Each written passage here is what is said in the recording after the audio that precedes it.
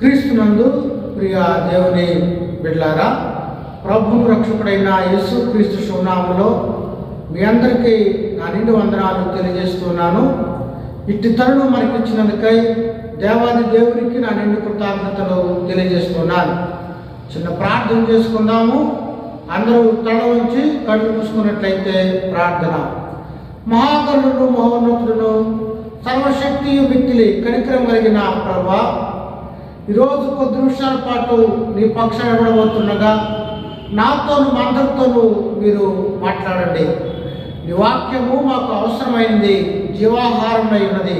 నీ వాక్యాన్ని వింటున్న ప్రతి వ్యక్తులను నీ వాక్యము ఫలించినట్టుగాను, తద్వారా వారు వారి జీవితాలు సరిచేసుకుని నీ కొరకు యోగ్యంగా ఫలించడానికి సహాయం దయచేయమని, మహిమాగణత ప్రభావాలు మీరే పొందమని యేసు దివ్యనామములో వేడుకున్నాం తండ్రి, ఆమేన్.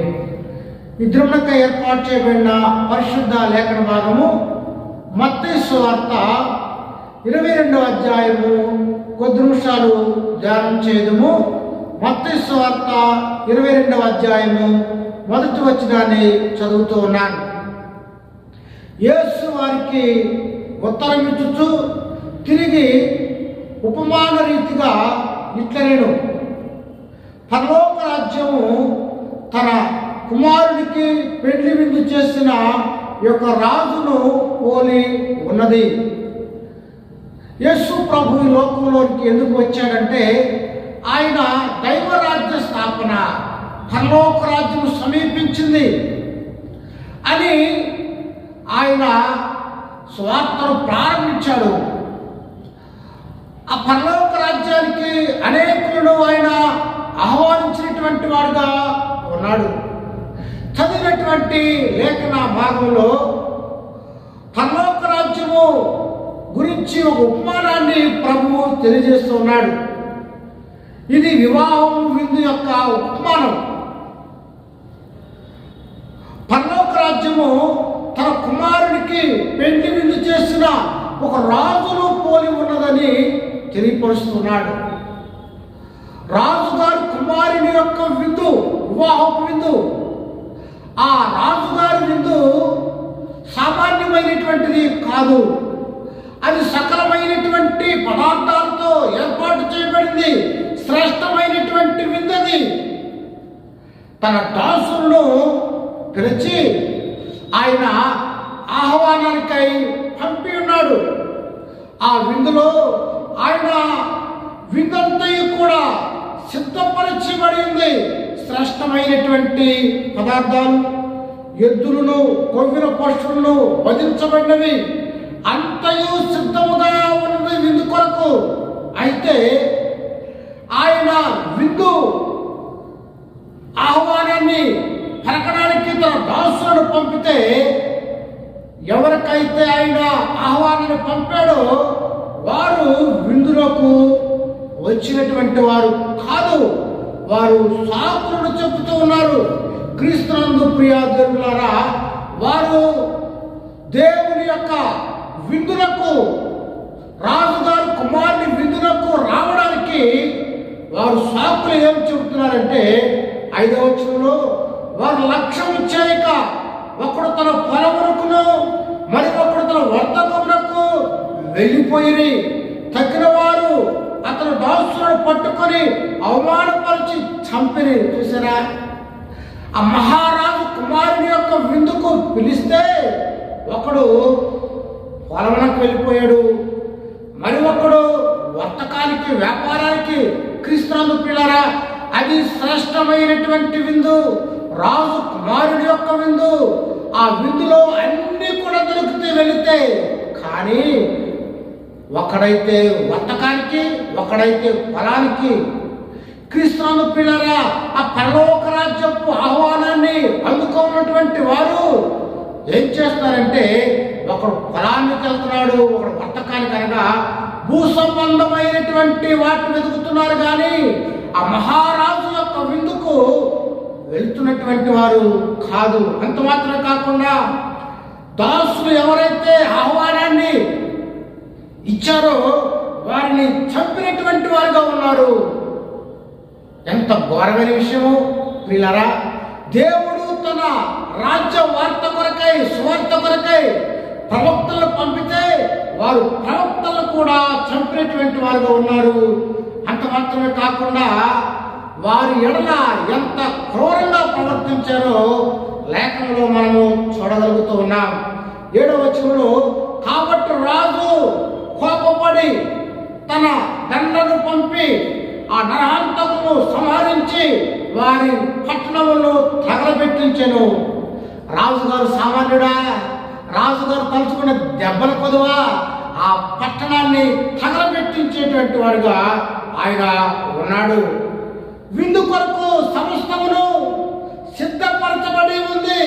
అందువల్ల మరి ఆ పదార్థాలను ఏం చేసుకుంటాడు? వండినటువంటి ఆహార పదార్థాలు వ్యర్థమైపోవాలా? అట్లా రాదు, అవి ఎవరికో ఒకరికి పెట్టాలి కదా. అందుకొరకై 8వ వచనంలో ఆయన, అప్పుడు అతడు పెళ్లి విందు సిద్ధముగా ఉన్నది కానీ పిలువబడిన వారు పాత్రులు కారు కనుక రాజ్య మార్గములకు పోయి మీకు కనబడిన వారందరినీ పెళ్లి విందుకు పిలువుడని తన దాసులతో చెప్పెను. పిలువబడ్డారు, ఆహ్వానం అందుకున్నవారు ఎవరు కూడా రాలేరు కనుక వారు పాత్రులు కాదు.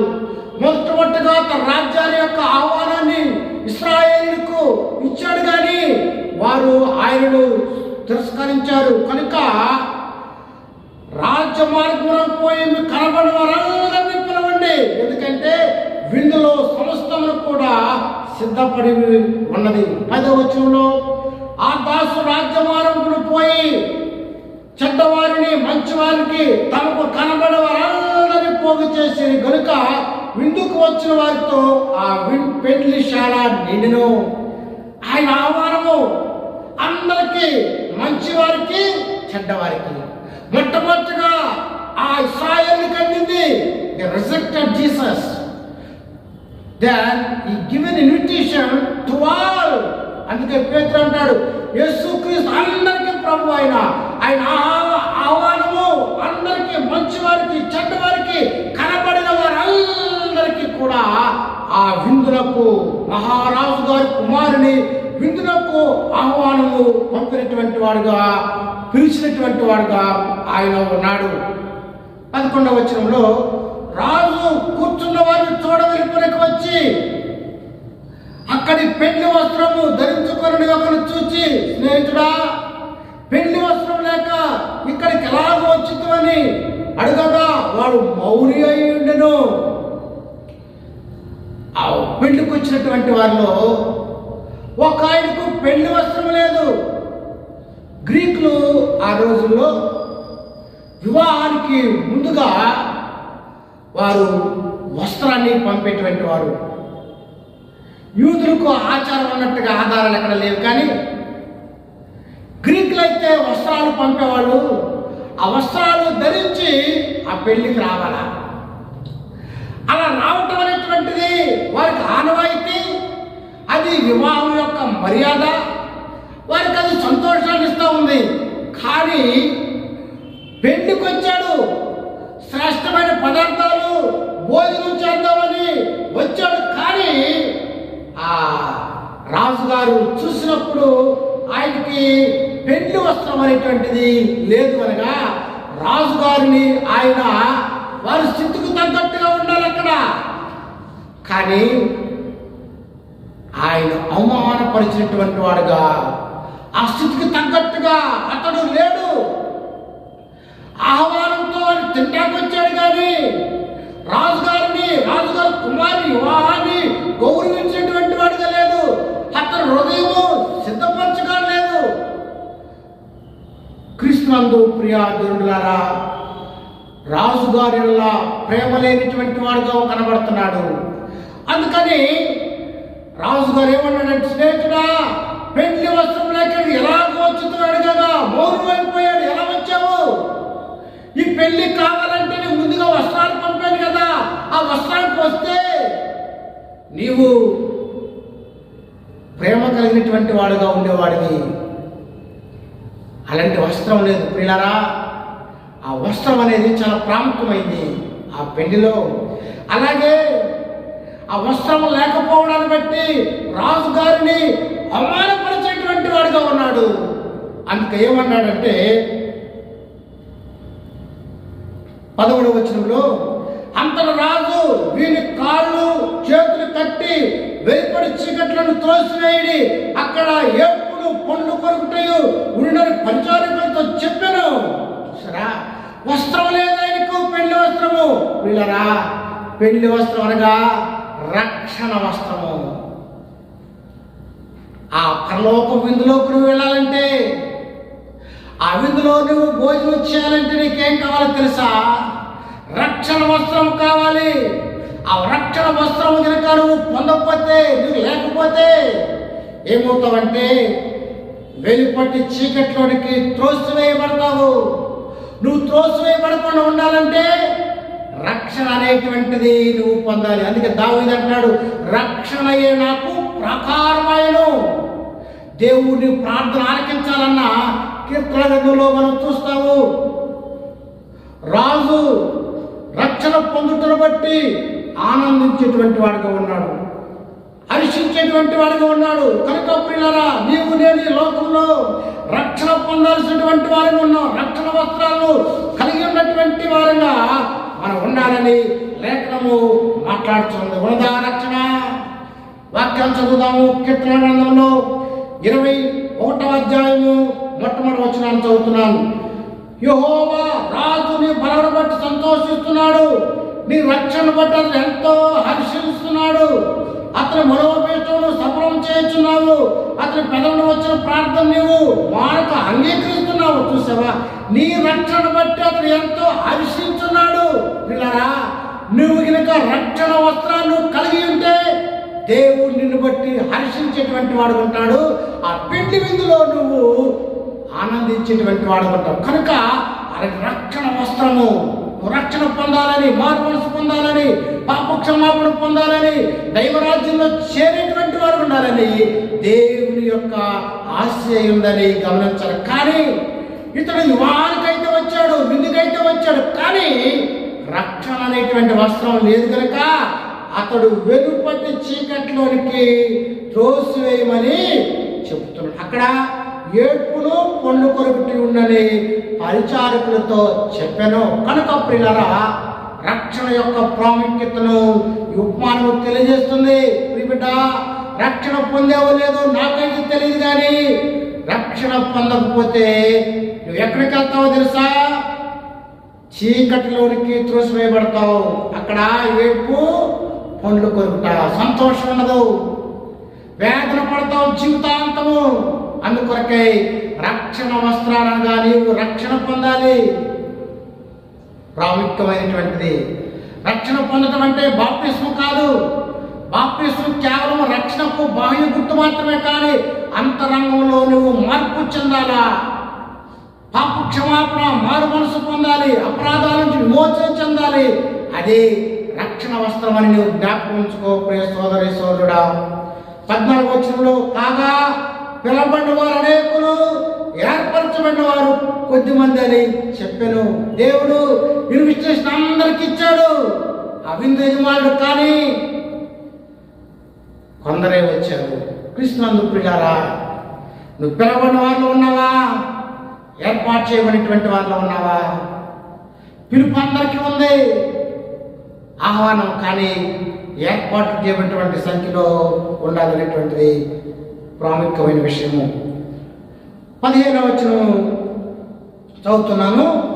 15 నుండి 22 వరకు పరిసయ్యుల నుండి ఒక ప్రశ్న ప్రభువును వారు అడుగుతారు. చూద్దాము 15వ వచనం.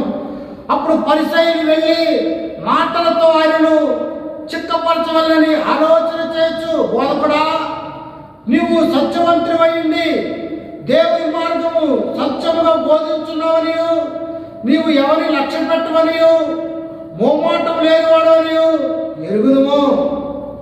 నీకేమి తోచున్నది? కైసరకు పన్నుచు న్యాయమా కాదా? మాతో చెప్పాడు కదా. హెరోదీయులతో కూడా తన శిష్యులను ఆయన యొద్దకు పంపిడి.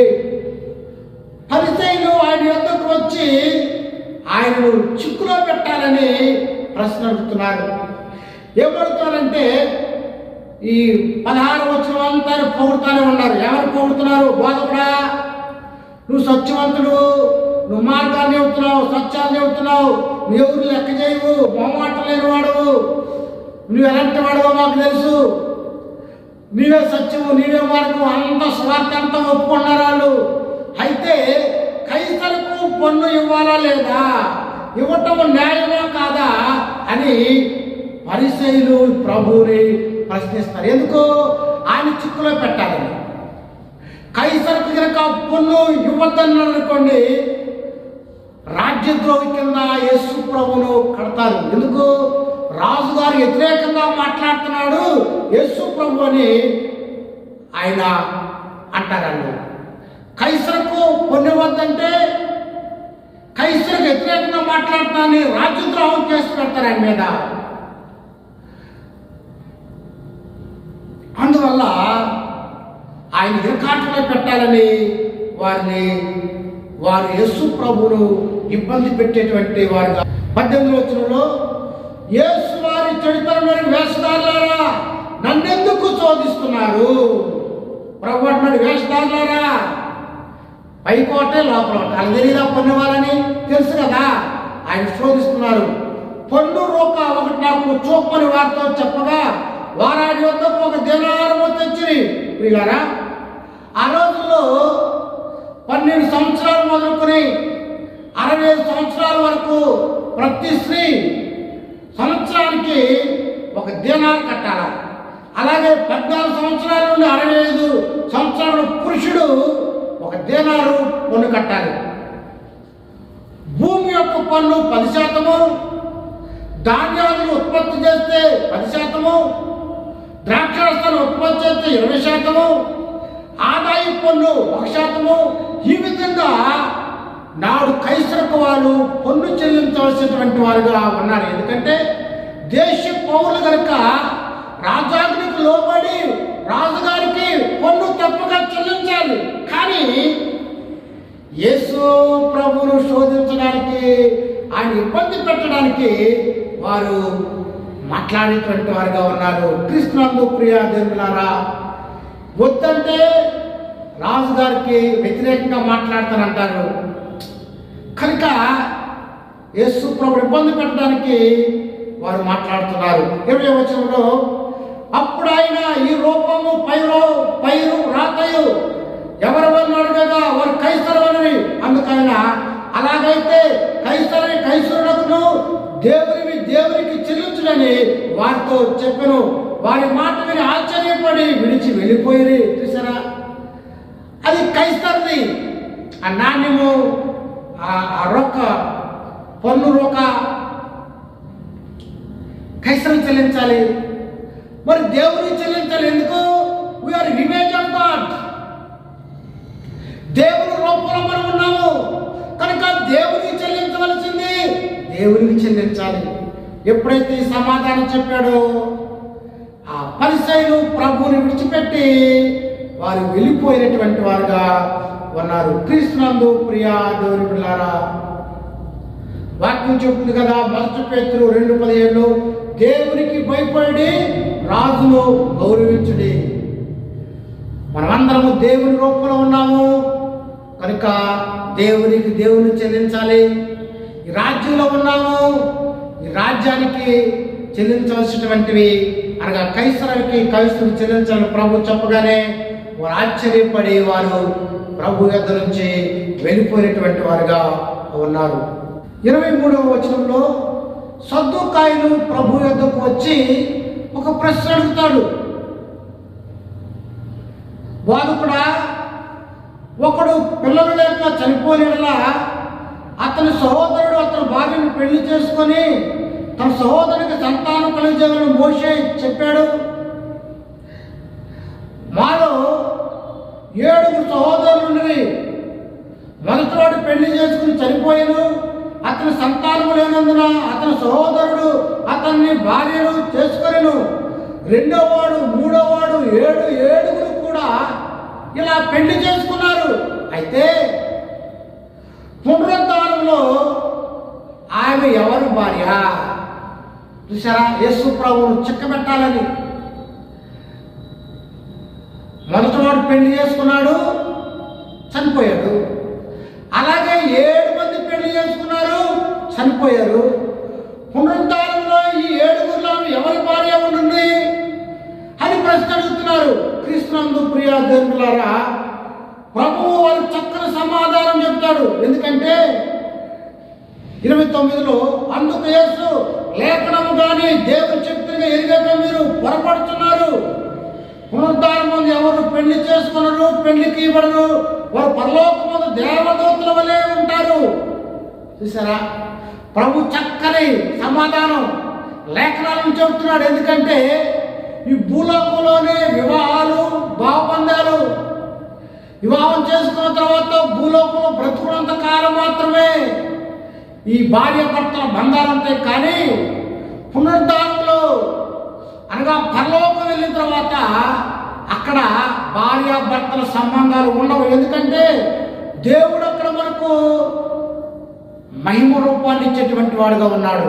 అదే హెబ్రీయులైతే మేలెక్కినంటది. అనగా పరలోకంలో అందరూ పురుషులే, దేవదూతలు పురుషులే. అక్కడ ఆత్మలుగా ఉంటాం కనుక అక్కడ ఈ భావబాంధవ్యాలు, బంధుత్వం, భార్య భర్త అనేటువంటిది అక్కడ ఉండదని ప్రభువు సెలవిచ్చేటువంటి వాడుగా ఉన్నాడు. కనుక ప్రియమైనటువంటి దేవులారా, వారు ప్రశ్న అడిగాడు, ఎవరు భార్య అంటే అక్కడ భార్య భర్తల సంబంధాలు ఉండవు. ఎందుకంటే అంతయు కూడా దేవుని రూపం వలె, మనము దేవదూతల వలె ఉంటాం కనుక అక్కడ భార్య అనేటువంటిది ఇలాంటి బాంధవ్యాలు ఉండవు. అంతేకాకుండా వారు దేవుని శక్తిని కానీ లేఖనాలు కానీ ఎరుగకే పొరపాటు పడుతున్నారు, పొరపాటు అడుగుతున్నారు. వాక్యంలో రాయబడి ఉంది, అక్కడ మహిమ స్వరూపులుగా ఆత్మగా ఉంటాం కనుక అక్కడ శరీరం అనేటువంటిది ఉండదని ప్రభు స్పష్టంగా చెప్పి ఉన్నాడు. 32వ వచనంలో మృతుల పునరుద్ధానం గురించి నేను అబ్రహాము దేవుడను, ఇస్సాకు దేవుడను, యాకోబు దేవుడని దేవుడు మీతో చెప్పిన మాట ఏమి చదవలేదా? ఆయన సజీవులకు దేవుడు కానీ మృతులకు దేవుడు కాడని వారితో చెప్పెను. జనులది విని ఆయన బోధకు ఆశ్చర్యపడని. చూసారా, ఆయన అబ్రహాము దేవుడు, ఇస్సాకు దేవుడు, యాకోబు దేవుడు అనగా వారు నేటికి సజీవులంగా ఉన్నారు. వారు ప్రభుతో కూడా ఉన్నారు, వారు ఆత్మరూపంలో ఉన్నారు. వాళ్ళు దేవుని మహిమ రూపాన్ని కలిగి ఉన్నారు. కనుక ఆయన సజీవులకు దేవుడు. అబ్రహాము, ఇస్సాకు, యాకోబు సజీవంగా పరలోకం ఉన్నాడు కనుక మరణించినటువంటి వారికి ఆయన దేవుడు కాదు, ఆయన సజీవులకు దేవుడు అనగానే వారు ఆ బోధకు ఆశ్చర్యపడినటువంటి వారుగా ఉన్నారు. క్రీస్తునందు ప్రియ దేవులారా, మనమందరూ పరలోకంలోకి వెళ్ళిన తర్వాత ఆత్మలంగా దేవదూతల వలె ఆయన రూపాన్ని కలిగినటువంటి వారు ఉంటామని లేఖనము మాట్లాడుచున్నది. 34వ వచనం చదువుతున్నాను. ఆయన సద్దుకాయల నోరు మూయించునని పరిశీలి విని కూడి వచ్చిని వారిలో ఒక ధర్మశాస్త్రోపదేశకుడు ఆయన శోధించుచు, బోధకుడా, ధర్మశాస్త్రంలో ముఖ్యమైన ఆజ్ఞ ఏదని అడిగాను. క్రీస్తునందు ప్రియ దేవులారా, సద్దుకాయలు ప్రభు దగ్గరకు వచ్చారు. ఆయన ప్రశ్న అడిగితే వాళ్ళ నోరు మూపించాడు. ఇప్పుడు ధర్మశాస్త్రోపదేశకుడు అనగా పరిసయ్యుడు ఒకడు ప్రభువుని క్వశ్చనేస్తా ఉన్నాడు. బోధకుడా, ధర్మశాస్త్రంలో ముఖ్యమైన ఆజ్ఞ ఏది? ప్రభువు చెప్తున్నాడు. అందుకైనా నీ పూర్ణ హృదయంతోనూ, నీ పూర్ణాత్మతోనూ, నీ పూర్ణ మనసుతోనూ నీ దేవుడైన ప్రభువును ప్రేమించవలెనదే. ఇది ముఖ్యమైనది, మొదటిది. నిన్ను వలె నీ పొరుగు వారిని ప్రేమించనని రెండవ ఆజ్ఞ అన్నది. రెండు ఆజ్ఞలు ధర్మశాస్త్రం అంతటిని ప్రవక్తలకు ఆధారం ఉన్నదని ప్రభు చెప్పాడు. ఆ ధర్మశాస్త్రోపదేశకుడు ప్రభువుని ఎప్పుడైతే ప్రశ్నించాడో ఏది ప్రధానమైనటువంటి ముఖ్యమైన ఆజ్ఞని అడిగితే బైబిల్లో మొత్తము 6 613 ఆజ్ఞలు ఉన్నాయి. అంతేకాకుండా వాటిలో దశాజ్ఞలు అనేటువంటివి ప్రాముఖ్యమైనవి. మోషే సినాయి పర్వతం మీద అవి దేవుడి ద్వారా ఇశ్రాయేలు కొరకై ఆయన పొందినటువంటి వాడుగా ఉన్నాడు. ధర్మశాస్త్రం అంతా కూడా దశాజ్ఞలు 5 దేవుడి గురించి మాట్లాడుతున్నాయి, 5 పొరుగువారి గురించి మాట్లాడుతున్నాయి. మొదట 5 కూడా దేవుని ఎలా ప్రేమించాలో, ఎలా సేవించాలో, ఎలా గణపరచాలో అన్న విషయము చెబుతున్నది. అది మొదటి ఆజ్ఞగా ఉన్నది. అందుకనే నీ పూర్ణ హృదయంతో, నీ పూర్ణాత్మతో, నీ పూర్ణ మనసుతో దేవుని ప్రేమించడము దశాజ్ఞల్లో ఉన్నటువంటి 5 ఇది ప్రాముఖ్యమైనది. అంతేకాకుండా చివరి 5 ఆజ్ఞలు నిన్ను వల్లే నీ పొరుగు వారిని ప్రేమించడం, ఇవి ప్రాముఖ్యం ఉన్నాయని, అంతేకాకుండా ప్రవక్తలకు ఆధారమై ఉన్నవని ప్రభువు చెప్పినటువంటి వాడు ఉన్నాడు. పిల్లరా, ఈ మాటలకు వారు ఆశ్చర్యపడినటువంటి వారుగా ఉన్నారు.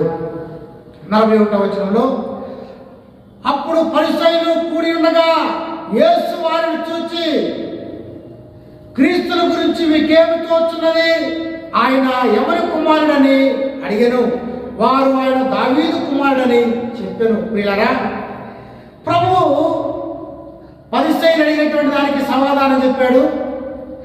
ఇంకా వారు ఆయన ముందున్నారు. వారిని ప్రభు ప్రశ్న అడుగుతున్నాడు, క్రీస్తుల గురించి మీకేమి తోచున్నది? ఇదే ప్రశ్న ఈ మత్తయి సువార్తలోనే యేసు ప్రభు తన శిష్యులు కూడా అడుగుతాడు, నన్ను గురించి ఏమనుకుంటున్నారని. ఈ ప్రశ్న పరిసయ్యులు ప్రభు అడుగుతాడు.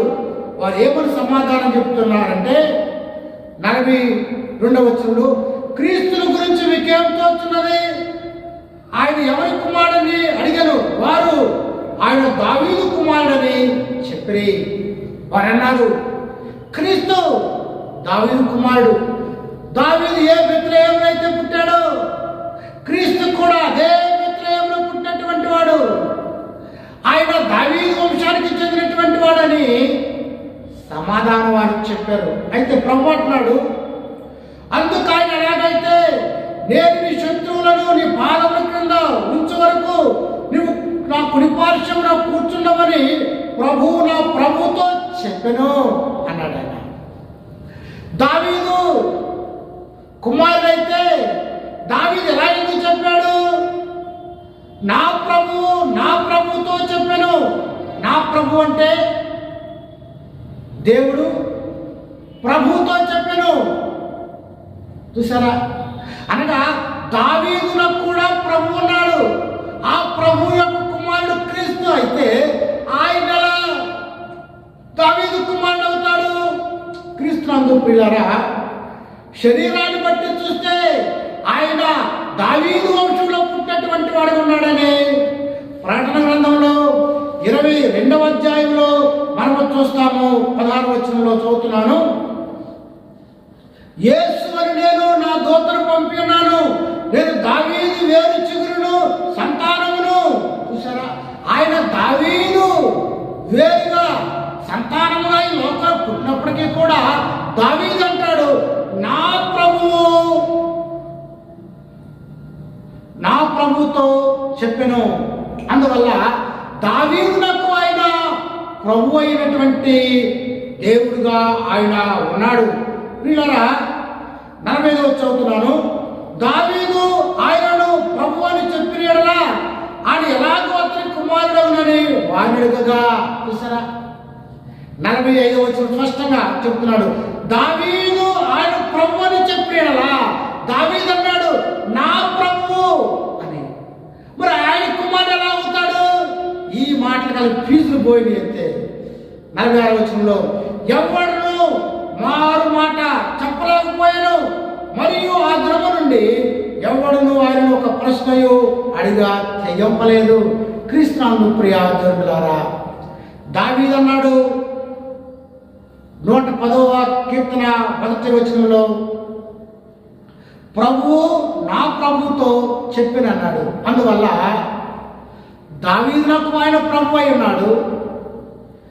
శరీరంలో యేసు ప్రభు కుమారుడే, కానీ ఆయనలో దైవ మానవ లక్షణాలు ఉన్నాయి. ఆయనలో శరీరం ఉంది, ఆయనలో ఆత్మ ఉంది. ఆయన దైవ మానవుడిగా ఈ లోకానికి వచ్చాడు కనుక ఆయన దేవుని యొక్క కుమారుడుగా ఈ లోకంలో ఉన్నాడని లేఖనము మాట్లాడుతున్నది. మత్తయి సువార్త 22వ అధ్యాయము చాలా ప్రాముఖ్యమైనది. ఎందుకంటే పరలోక రాజ్యాన్ని విందునకు ఆయన ఆహ్వానిస్తున్నాడు. కానీ ఆయన ఆహ్వానం ఎవరికైతే ఇచ్చాడో వారు రాలేదు. కానీ ఆయన ఆహ్వానాన్ని అందరికీ ఇచ్చినటువంటి వాడు ఉన్నాడు. క్రీస్తు ప్రియబిడ్డ, ప్రభు యొక్క ఆహ్వానాన్ని అందుకున్నావంటే నువ్వు రక్షణ పొందినటువంటి వాడుగానే ఉండాలి. రక్షణ వస్త్రాలు కనుక నువ్వు ఉన్నటువంటి వాడు అయితే ఆ విందులో నువ్వు పాల్గొంటావు. అక్కడ సంతోషం యుగయుగాలు నువ్వు జీవించేటువంటి వాడుగా ఉంటావు. కనుక పిల్లరా, అటు కృపా ధన్యత దేవుడు మనందరికీ కలుగజేయనుగాక. ఆమె ప్రార్థన చేసుకుందాం. మహాగౌరుడు మహోన్నతులను సర్వశక్తి మిక్కిలి కనికరం కలిగినటువంటి ప్రభువా, నీ మాటలు ఉన్న ప్రతి ఒక్కరిలో కూడా నీ కార్యాన్ని చేయండి తండ్రి. ఈ వాక్యము బ్రతికించేది, బాధను నెమ్మదించేది కనుక ఈ వాక్యం ఎవరైతే విన్నారో వారి జీవితాల్లో నీ ఆశీస్సును అనుగ్రహించమని, మహిమాగంత ప్రభావాలు మీరే పొందమని యేసు దివ్యనామములో వేడుకొంచున్నాము తండ్రి. ఆమేన్. తండ్రి అయిన దేవుని ప్రేమ, కుమారుడైన యేసుక్రీస్తు కృప, పరిశుద్ధాత్మను సహవాసము సదాకాలము తోడై ఉండి కాచి కాపాడుగాక. ఆమేన్. God bless you.